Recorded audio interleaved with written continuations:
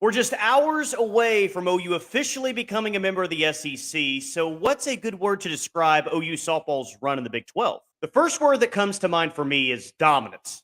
But is that a strong enough word? According to Webster's dictionary, the definition for dominant is commanding, controlling, or prevailing over all others.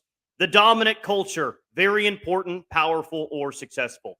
Well, maybe that is a strong enough word to describe OU's run in the Big 12, but they probably could have made it easier on themselves. Just put an OU softball logo in front of that. That gets the point across to everyone.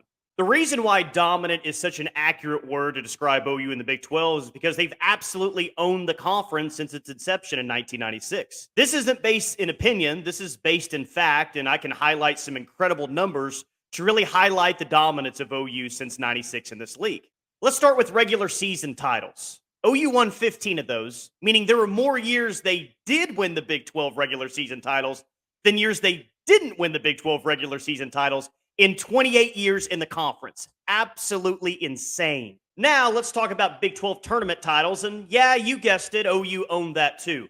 OU won 9 Big 12 tournament titles. That's a high number, but especially when you consider that there were 7 seasons, not counting 2020, the COVID season, where there wasn't a conference tournament in the Big 12 due to lack of teams in the conference. They had by far and away the most regular season conference titles.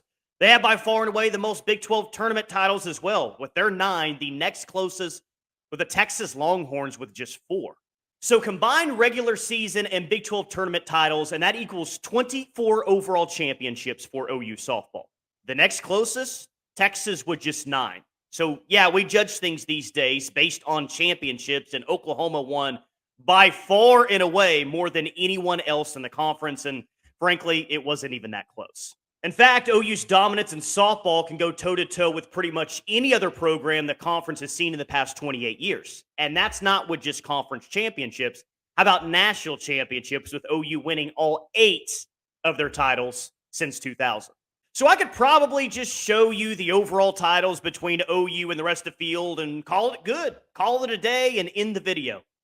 But wait, there's more to share. These next several numbers are actually pretty incredible. OU has 135 first-team All-Big 12 players. You heard that correctly. 135 All-Big 12 first-teamers.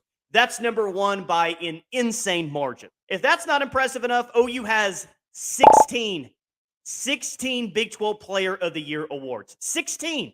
Again, like overall regular season tournament championships, there were more years OU did have the Big 12 Player of the Year than years they didn't in the 28-year history of the conference. Absolutely insane. Maybe my favorite stat of all. The next closest, by the way, Texas A&M with just 4. Oh, and let's not forget there were 10 Big 12 Pitcher of the Year awards given out in Norman as well, along with 12 Defensive Player of the Year awards and 10 Freshman of the Year awards. The trophy case has to be just incredibly stacked. Oh, and let's not forget about the GOAT either. She won the Big 12 Coach of the Year 15 times. Again, there were more years the GOAT won Big 12 Coach of the Year than years that she didn't win Big 12 Coach of the Year.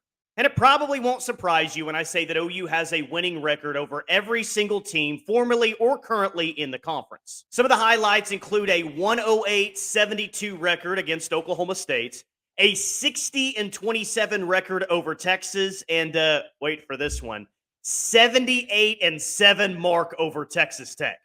Red Raiders cannot wait until July 1st officially gets here. But let's give the Big 12 some credit for a second, but only for a second. It was a good softball conference. I don't know if you could ever say it was the best softball conference in the country, but competitive nonetheless. However, the legacy of Big 12 softball will always be painted crimson. Seeing as OU routinely won the league and all the major awards, there's a decent chance we're waiting a very long time until another team gets even close to the incredible numbers OU put up in the Big 12. In fact, the teams staying behind only have a combined 3 conference titles, with OSU, KU, and Baylor winning 1 apiece. Someone will have to win 23 more to tie OU for the most Big 12 championships. And while OU is probably going to be racking up more conference titles in the SEC, it's going to take a long time for a current Big 12 program to track down the Sooner success in the Big 12. But a message to the Big 12 on the way out.